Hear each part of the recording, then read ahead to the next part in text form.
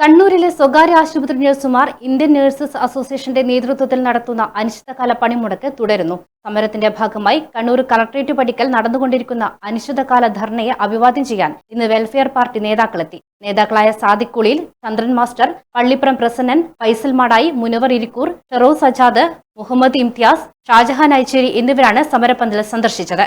ജില്ലാ പ്രസിഡന്റ് സാദിഖ് കുളിയിൽ ധർണയെ അഭിവാദ്യം ചെയ്തു സംസാരിച്ചു. ഒരു സാഹചര്യമാണ് നമ്മുടെ രാജ്യത്ത്, നമ്മുടെ നാട്ടില്, നമ്മുടെ ജില്ലയില് സംഭവിക്കാൻ വേണ്ടി പോകുന്നത് ഞാൻ പറയുന്നത്. അതുകൊണ്ട് ആ അർത്ഥത്തിലെ സമീപനം ഉത്തരവാദിത്ത ബോധത്തോടുകൂടി ആളുകൾ വരണം. നേരത്തെ സൂചിപ്പിച്ചു, കളക്ടറുമായി ബന്ധപ്പെട്ടുള്ള ചർച്ചയൊക്കെ കഴിഞ്ഞു.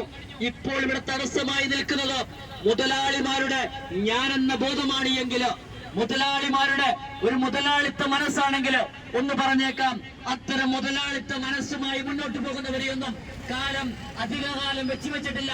അവരുടെയൊക്കെ രാഷ്ട്രീയങ്ങൾക്ക് മുമ്പിൽ ഓച്ചാരിച്ചു നിൽക്കുവാനുള്ള ഒരു കേരളത്തെ ഒരു സ്വാതന്ത്ര്യത്തെ കുറിച്ചല്ല ഈ രാജ്യവും ഈ നാട്ടിലെ പൗരസമൂഹവും വിശ്വസിക്കുകയും മനസ്സിലാക്കുകയും ചെയ്യുന്നത്.